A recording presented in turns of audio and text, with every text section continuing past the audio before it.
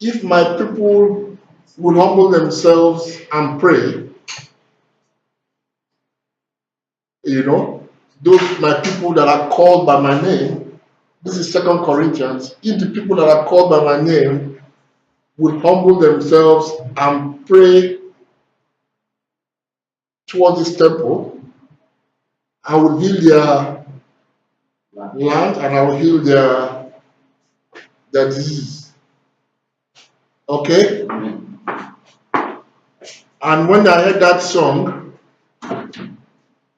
rain fall on me, is it? Can somebody give me the words again? Lord, we are in your presence. Yeah, we're in your presence, okay? Cause your rain to fall on me. Okay? Praise God. Hallelujah. So when we hear such things, you know, over the years, our minds have been programmed, you know, to believe somebody's in the sky giving you something when you pray to him, okay? And of course, you get results because of your faith. Listen to me. You get results because of what? Your faith. Your faith. If you pray to a mountain and you have faith that that mountain is your God, it's actually your faith that will work to give you that result. All right? When it says those people that are called by my name, it means those people that walk in the name of the Lord. Okay? And they humble themselves and now recognize this temple of God, okay, and walk in relation to that temple, then they begin to receive what is rightfully theirs again. Okay? When a man walks in the Lord, he discovers that all that the Lord has is his. And when a man walks outside the Lord, he discovers that he has nothing. Okay?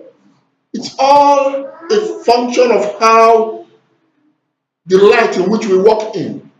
It's very important to understand these things. All right? Nothing ever takes away anything from you or causes you. It just depends on our confession or on the way we walk. If my people who are called by my name, all we can do is once more recognize the name of the Lord and walk in that name. Automatically we are covered in the grace of everything that is God. Praise God. Put these things in your mind. Praise God. Those that are baptized in my name will be saved. Those are baptized in my, those that have believed are now what? Baptized in my name, meaning they are no longer walking in a human identity, but in the name of the Lord. All right? So everything we preach here is about abolishing what we call a second identity, a false identity. Hallelujah. And when that happens, we discover that the Father, we just hear a voice telling us that all that I have is yours because you are actually me. Don't you understand the logic here?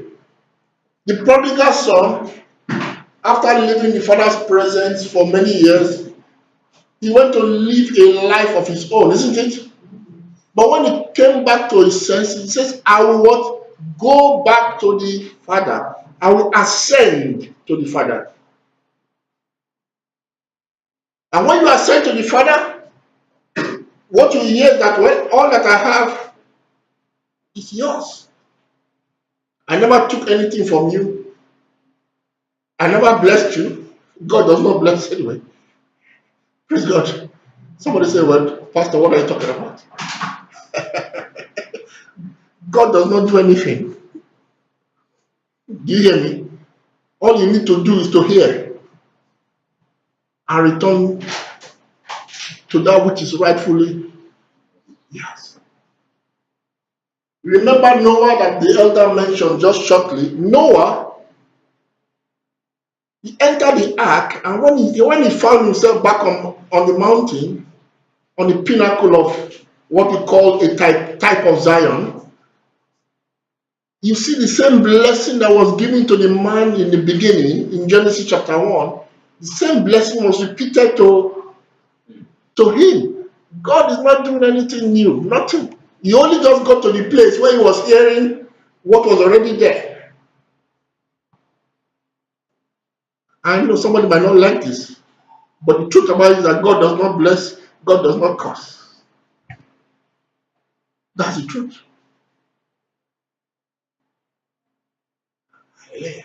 He's just there like that. Sit down, look. You can hear the voice. You will discover that everything that the Father has is yours because you actually are a branch of the Lord. Hallelujah. Amen. You are an offspring of the Lord. In your true identity, you are the Lord omnipotent. Now, these are the things that are like blasphemy. These are the things that Paul says they are hard to say to men. Paul said he heard things in heaven. Shh. He heard things in what? In heaven. Praise God. Things that are what? Unlawful to say to men. But they are lawful to say to men, but they are good in heaven, isn't it? Because men cannot what? Receive them. Jesus says, I have some things to tell you that are what? Too hard for you to bear. You can't bear them. If I tell you you are God, won't it be like I've started a new religion? Amen. And that's why a lot of them leave. I see a sister that came there just one day, and when I said something, I watched her reaction. I never saw her again. Praise God. It looks like honor, dishonor, isn't it? But it's not. Your salvation is in the Lord. Your salvation is recognizing the fact that the Lord is your life, that you came out of the Lord. And you must rediscover yourself in the Lord. I am the beginning, I am the end, I am the first and the last. I am he that was, is, and is to come, the Almighty. So the Almighty was, is the one now. If you look at me, you better look at it, and is the one to come. Amen. Praise God. Hallelujah. I'm the one from the beginning. I'm the one from the end. Before Abraham was, I am. Your salvation is to recognize this fact. And when you do this, you can never die. Fear begins to become, and death begins. You know, death is the thing that we all men fear, isn't it? Men fear death, isn't it? Yeah. But you can come to a place where you overcome death. You can laugh, like it is written, "Oh death, where is thy sting?" You can mock at death. Why? Because you have ascended. And the ascended one does not die. Praise God. Hallelujah. Isn't it wonderful? Hallelujah. When Abraham met the Lord after many years, the Lord told Abraham, Abraham, say here I am, sir. He says, walk before me and be perfect, okay? All right. Now, Abraham was 90 years old, 99 years old, and the Lord appeared to Abraham and said, I am the Almighty God. Oh, praise God. Walk before me and be thou perfect. And I will make my covenant between me and thee, and I will multiply thee exceedingly. Okay? And Abraham fell on his face, and God talked with him, saying, as for me, behold, my covenant is with thee, and thou shalt be father of what? Many nations. Now, Abraham fell on his face and what? He worshiped God. Don't you see some humble pastors still fall on their face and worship God? Hallelujah. If you want to worship God, you better understand what it means in spirit and in. Otherwise, it doesn't mean anything. It doesn't make any. It's a waste of time. You still have to come back to what I'm telling you today. In spirit and in. Those are the true worshipers that the Lord is what? Seeking.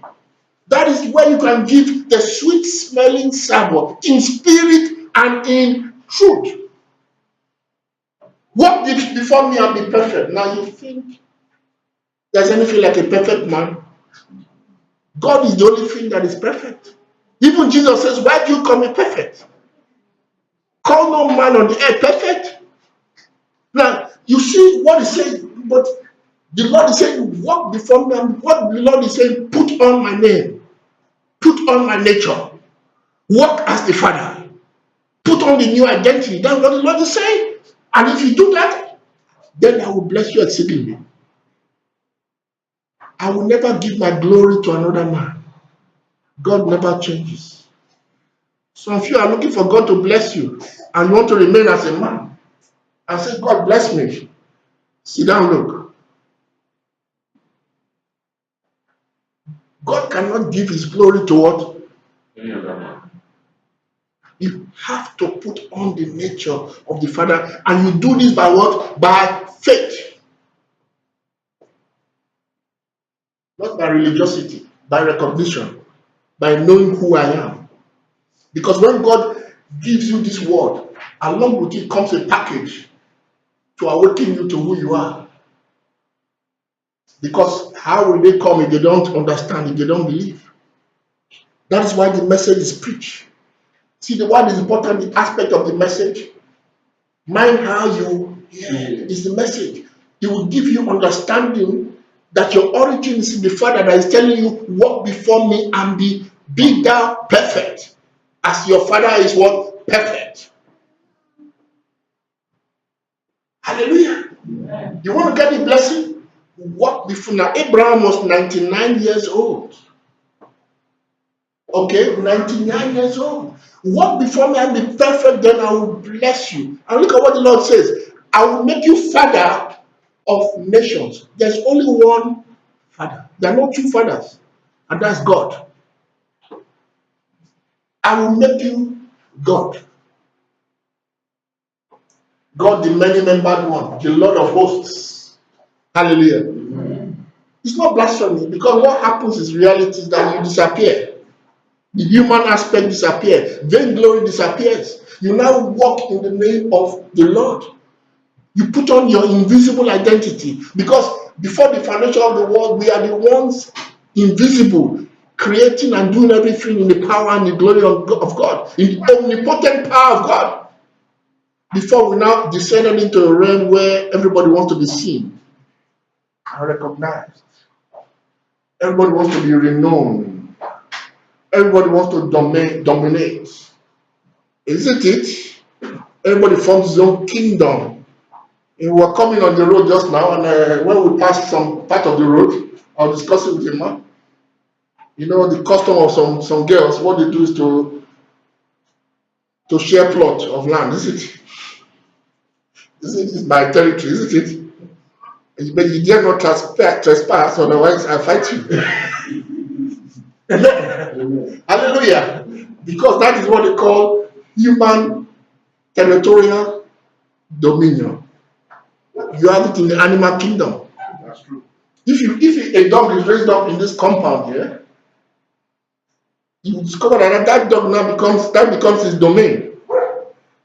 Any trespass, dog that trespasses that place, he fights that dog or any intruder, because this is his territory. Our human beings have become like beasts, territorial creatures. Amen. But when we are saved, we discover that we are not of this material world, but all things are ours, not just a piece of land. Amen. Somebody will say Bill Gates is a poor man. Amen. Bill Gates is a poor man if you want to think of it, if he has not found the Father, because what he has is just a pinch, less than a pin compared to the riches and glories of God. Amen. Amen.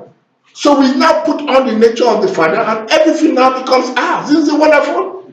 Hallelujah. Amen. Somebody be happy today, eh? Because you are hearing good news. Amen. What is the good news? The nature of the Father. This is the good news. Christ in you. What is Christ in you? Is the Father. That's the indwelling Father in you. Because I and Christ and the Father are. Isn't it good news? What it means I can never die. What it means I'm not poor. What it means that no man can hurt me. No woman can hurt me. Those of you women that are, you cry half of your days of life, you cry for a lost relation or whatever, or a lost boyfriend or husband, or all those things you discover at the end of the day. If you know who you are, nothing can take away your joy from you. Hallelujah. Somebody said, but isn't it written in the Bible that they must marry? Go quickly to the book of Revelation, chapter 19, verse 6. Corinthians? No, book of Revelation, chapter. No, the one you read before. You started from Corinthians. I never read it. I started from, that was the Chronicles, Chronicles. Second Chronicles. If my people who are called by my name will worship me, will call upon my name and worship me, then I will hear and heal them. Okay? And you know, with that scripture, people have fasted for years, for days, and the pastor comes and he quotes that scripture. My people will humble themselves and pray that God will bless them. Amen? Hallelujah. And they fast and they pray and they, and they, you get results at times, isn't it? You know what did that? Your faith. But for how long will that work? Amen. If you get used to that method, tomorrow when your body gets weak and you can't fast anymore, how will you get your blessing? Amen. So understand what the Lord is saying now. Revelation chapter 19, I'm going to start from verse 6. Are we there? Yes.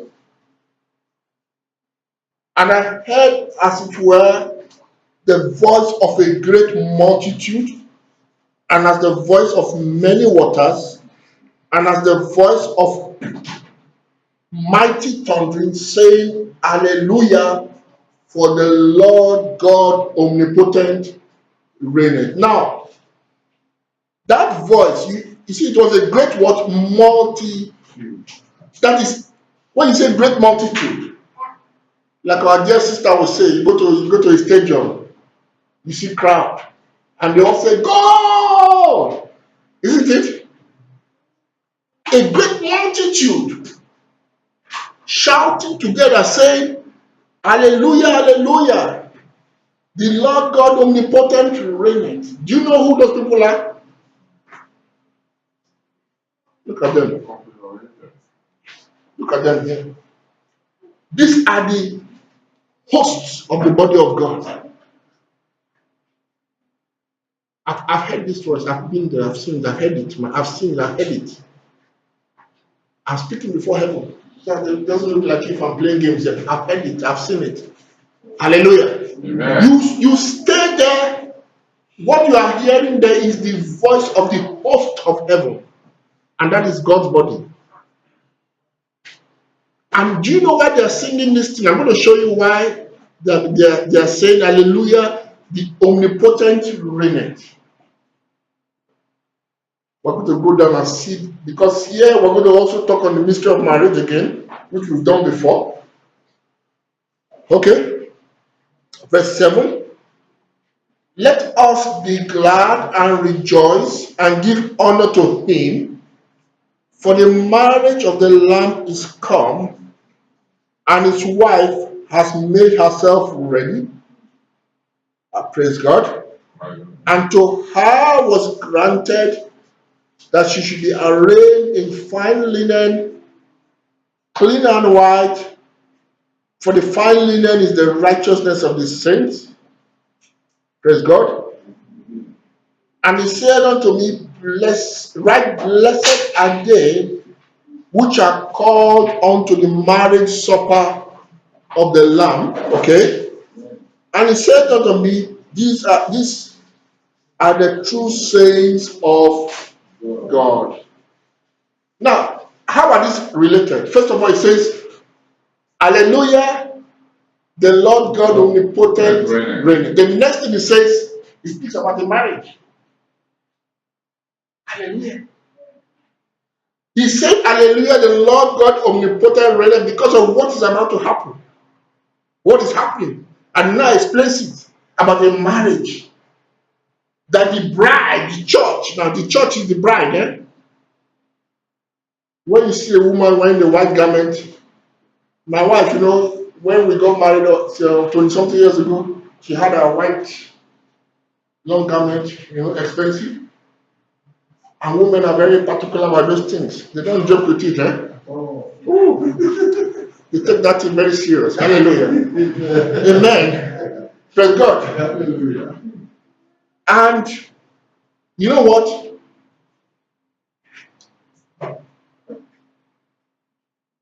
No matter how beautiful our garment is, it's only acting. Amen? Amen. You have a period where you can act as if you are in a movie. It's okay. Enjoy it while you act. Okay? But there's a period where you have to now enter into the real thing, which is eternal, which will never pass away. And this is the real thing. The bride had made herself ready. She put herself in a what? In a white or linen garment. Now you understand why you see some of these priests and popes and pastors and reverends, and now you understand why you see them with the garment, long cap, and you see them going like that. Yeah? Because they read these things, Now there's a church in Africa where they wear white garments and they don't wear shoes. Yes. I didn't want to mention names here. Praise God. You see them also, because in the book of Revelations, it says that there are 144,000 all wearing white, isn't it? 144,000 wearing white upon Mount Zion, standing before the throne. So people read these things and they think that they can apply them physically in life. But you have to have a spiritual mind to understand these things. Amen? Amen. So the bride had made herself ready. And the Bible explains that garment represents the righteousness of the saints. Now, what is the righteousness of the saints? Because if you're not careful, your pastor that you go to meet every Sunday will deceive you, and tell you how that you must come to church every Sunday and do one or two things for the church. It's all about them, isn't it? Praise God. The more you do for the church, the more righteous you are, isn't it? Your religious acts cannot justify you. Our righteousness is a righteousness from God, which you obtain by faith. You are sanctified by the words that I speak. Because you heard the words and you believe that the Father, you came out of the Father, you are what? You are sanctified. It's a function of your mind and how you hear. By faith. Amen. Amen. If you receive it, Abraham believed God, it was accounted to him for righteousness. Now the Lord is telling you who you are, showing you your true identity. Do you believe? Somebody will say, well, it's a lie. It cannot be. Well, so it be for you. Somebody say, well, I believe the Lord, that I came out of the Lord. The Lord is my life. The way He is the way I am. I am perfect the way the Lord is perfect, which is the truth anyway. Don't look at the ups and downs of the human life. The truth is that the way it is the way you are. That's your true nature. It's the nature of God. And it is perfect, without guile, without spot. Hallelujah. Amen. She had prepared herself because she had believed. She had taken that righteousness by faith. And faith covered by hearing. If you go to church, those big churches, you cannot put on that garment of faith. Write it down. All they will do is to tell you how imperfect you are so that you keep paying homage to them till the day you die. Hallelujah. I'm telling you the truth. That's the only way they can hold the people. Isn't it? But the true word comes to what? Set you free. God told me, don't be afraid. The right people will hear at the right time. Amen. Everybody's afraid that the church gets empty. Isn't it? Me, I'm not afraid. Hallelujah. Praise God. Hallelujah. In fact, it is when it's full that we have more problems. Praise God. Amen. It's a work. You have to have your treasures in heaven. Your burden has to be light. Very important we understand these things. Amen. When the children of Israel were entering the promised land, God warned them, don't stay among the nations. Don't let the nations around you stay with you. Don't mingle with them. Because the more you mingle with these people who are unbelievers, the more you become like them. God warned them that if you do that, they will turn you away to their gods and you shall be consumed out of the promised land. The more you mix with unbelievers, the more they influence you. Hallelujah. Amen. So that's why it's good to always kind of stay solitary in this work with God. Don't lay your hands on everybody, because some people you lay your hands on, praise God, a few years time they will be laying their hands on you. Hallelujah. Amen. Praise God. Amen. That's the work of the devil.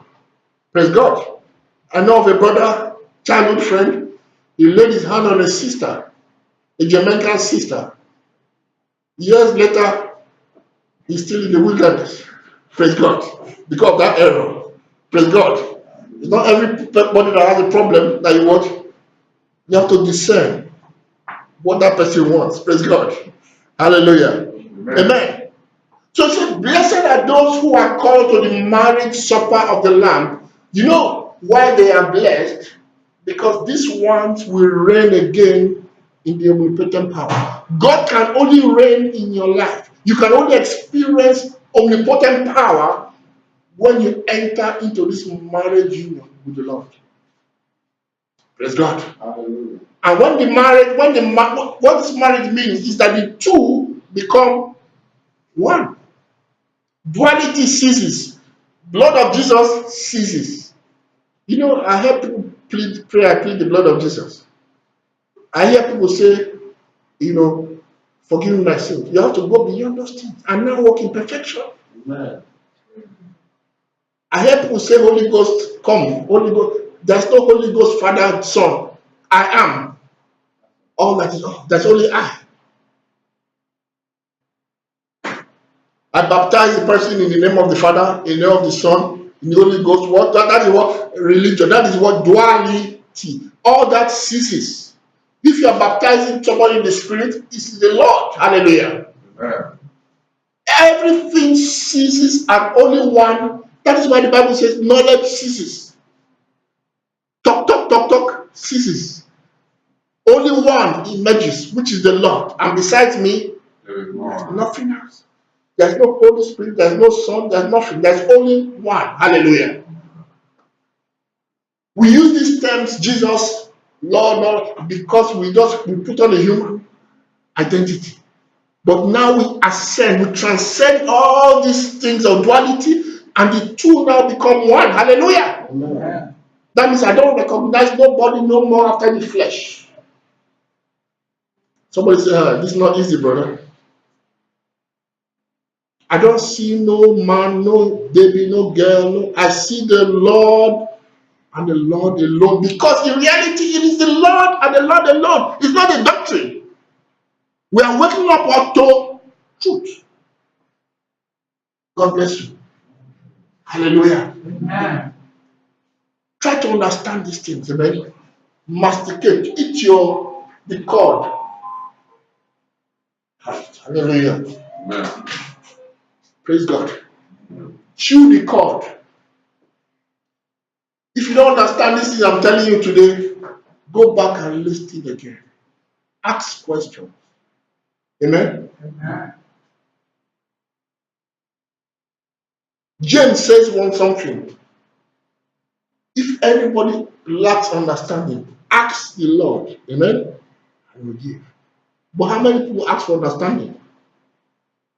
Yeah. What we ask for is what? Money.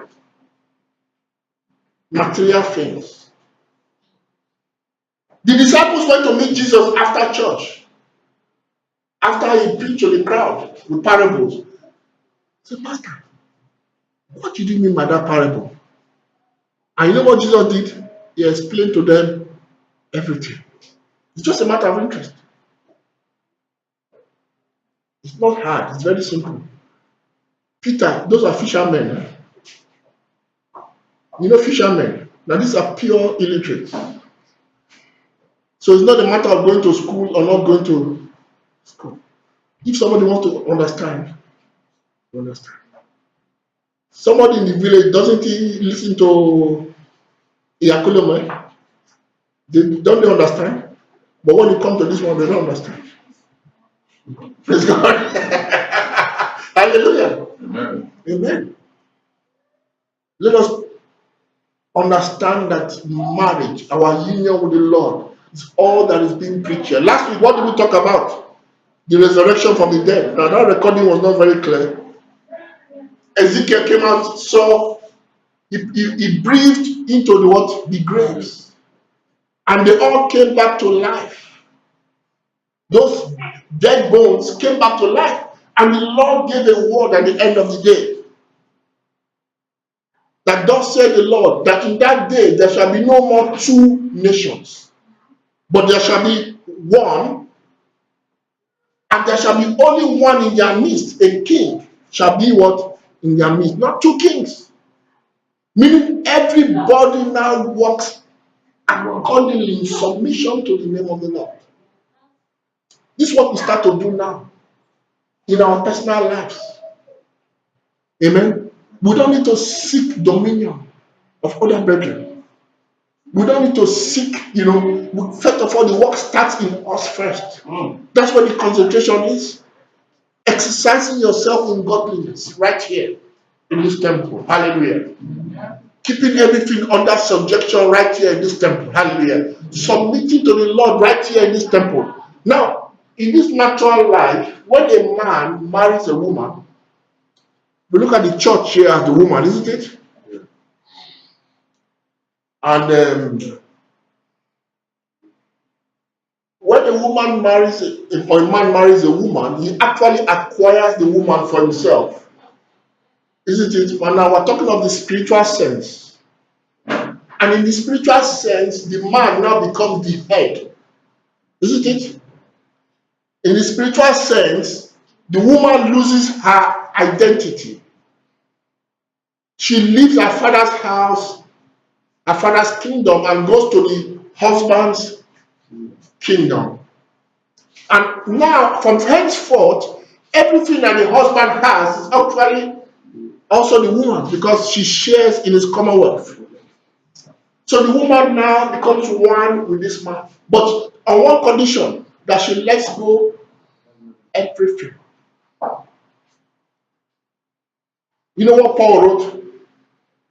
He said the woman should keep what? Silent. They should not talk. Amen? Amen. These are what some wicked men used to suppress their wives. Amen. Amen. It's not written that the woman should not say what? You will be shut up. Hallelujah. Praise God.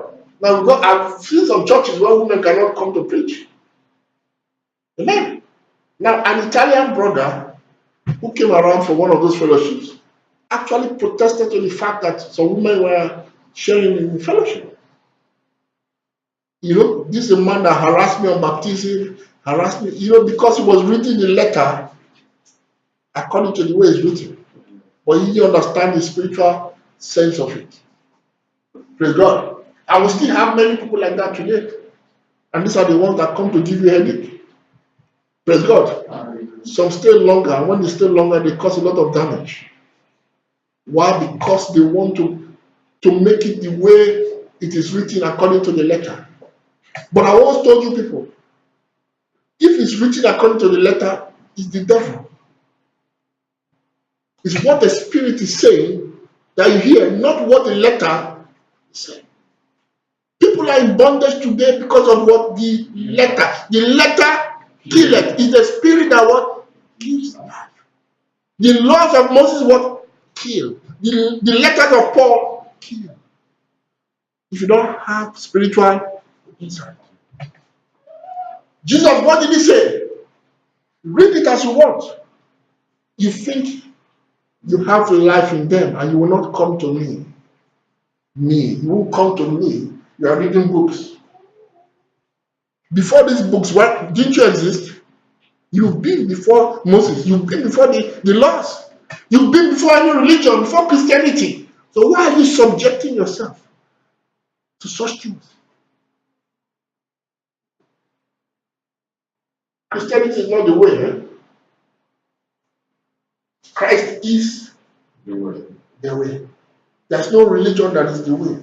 Christ is the way. Hallelujah. Yeah. And the way to what? To your union back to the Father. That is salvation. No one he says, I am the way. He says, no one comes to the Father Without except by me. recognizing I. Listen to me. I am the way. It's not telling you about the place you go to heaven to eat jollof rice all the days of your life. I am the way. Now tells you what the way is. Where the way leads you to where? The Father. No one comes to the Father except by recognition of who I am. And the Father is the Almighty, the Omnipotent. Hallelujah. The Father is our great reward. Amen. If you have the Father, you are what? You are in heaven. Do you believe that? Yes. Somebody is not happy with me. Somebody says, no, you are taking away my heaven from me. Hallelujah. You can be here on earth and be enjoying heaven. Peace unspeakable, joy unspeakable, love unlimited. Hallelujah. Do you know what it means? You just love people. Do you know the love, the peace, and the joy that comes from that? Just loving people the way they are and not just trying to judge them and conform them to your image and to your likeness. Isn't that what we do as men? We want to conform other people to our image and to our likeness. You want to conform your children to your image and likeness. Hallelujah. That's why at times you see your children come out the way they come out. Amen. You did not show them the way. You show them the way to yourself. Amen. Praise God. People are not, there's people are, cheer up. Oh, Hallelujah. Praise God. I see somebody looking at the clock every second. It's better my wife it's better my wife hear about this message very well. Okay. I love don't that. ask questions, but you'll be asking me later. Because we always have this question of women, why women are not, in those days, Yeah. she was brought up that way, that women are not allowed to participate in the church, as we say, just as you mentioned right away. And why up to today so many pastors or so many churches practice that. And we have been saying that all things are clean according to Jesus Christ. And men and women are the same in as long they are sent unto the Lord. But in most cases, we used to ask those questions. Well, according to Paul, in Christ, there is neither male No. nor female. This body that we wear is like what a vessel. This body is not you. In this world, for a few years, 90 years, maximum 100, if you want to go to 110, okay, you put on a vessel, okay. It's not so beautiful anymore at 110 anyhow. A vessel, okay, as a woman or as a man. But after that, you must drop it. That in the real sense of it, that you're not a man, you're not a woman. There's only Christ. He's neither male nor female. All this, we're just living in typologies. We're living in a material world, in a temporal system. Praise God. A person that is spiritual, a woman that is spiritual, can be a pastor. Praise God. Hallelujah. Amen. I can see somebody next Sunday come to say, I want to take your position here. Hallelujah. Praise God. You take him there and off to another place. Hallelujah. You know what it says? If they kick you out of there, go to another city. Hallelujah. They've tried it before, haven't they? Hallelujah. Praise God. So, what I'm trying to say, that's a very good. We have to be sincere with our questions. Amen. There's nothing like, of course, in a family setting, you might not want to show good example. But reality, when you come into Christ, your wife now becomes like a partner in the ministry. Certain things dissolve, certain passions dissolve, and you now enter into a higher calling. Okay? Praise God. You begin to, those men that are wife beaters and all that, they begin to, when you begin to understand the woman that is by your side, you begin to see Christ in that woman. Respect and compassion begin to grow gradually, isn't it? I begin to show her more respect and more patience. Isn't it? That's how it works. Hallelujah. Amen. At times, a partner might be slower than the other.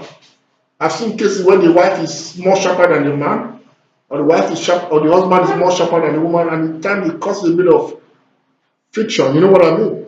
But with time, with maturity and knowledge of Christ, knowledge of our beginnings that we actually won in the beginning, it begins to aid you to be more of a partner, to help the other partner out of the problem, isn't it? Praise God. So this is what it does actually. Knowledge of Christ reminds us that we are brethren. That we are actually inseparable. We are actually one in the spirit. Nothing can change that. It's just our human life here, our tribes, the things that we have learned in this world that have corrupted our mind and separated us. But in reality, we are actually one spirit. We're actually the body of the Lord, the body of Christ. Whether you're a Muslim or Buddha or all those are just names for this world. Christian, there's only Christ, body of Christ, and this is where these are the nations. But the time comes when they now hear the gospel, and hear the gospel does not have to come like a Christian gospel. It's just a matter of hearing, getting the understanding of the mystery of I. Amen. You go above, you transcend religion and all those divisions, color, race, sex, all those things dissolve. Praise God. And you now begin to see the Lord. This is how they say it. He says, the nations of the earth have become the nations of our Lord Jesus, and He shall reign forever. Amen. It's our gathering. Everybody. Amen. All our differences, and they come day by day. When you are forgiving one problem, another one pops up the other way. Amen. Hallelujah. This is the reality. But you still, that's why we have to meditate, isn't it? We still have to go back, and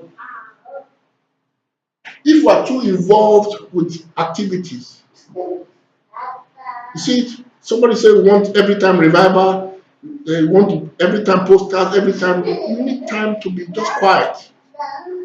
You know that? You know you can get to work too hard thinking you're working for God. At the end of the day, you go to the gate and say, well, the Lord, I finally come home, and I've worked all these years. I'm waiting for my crown. And you hear a voice telling you, get it behind you, walk out what? Iniquity. I know you not. How do we know? You see, I don't know you in your identity. So he was just wasting his time. All that is needed is for you to be conformed to the image of Christ. When you go to the gate, that is me. automatically you are on the other side because you are him. But if coming as a human being, good human being with your good works, religious works, big churches, this, that, at the end of the day, it's all what? In vain. If it does not lead you to this thing we're talking about, it's in vain. Amen. God showed me a secret years ago because these are the days I used to deep meditation.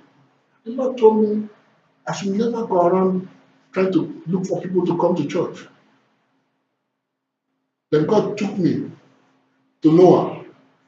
When Noah was building the ark, the Bible says the animals that entered the ark with Noah, they came to meet Noah. Noah didn't go to look for them.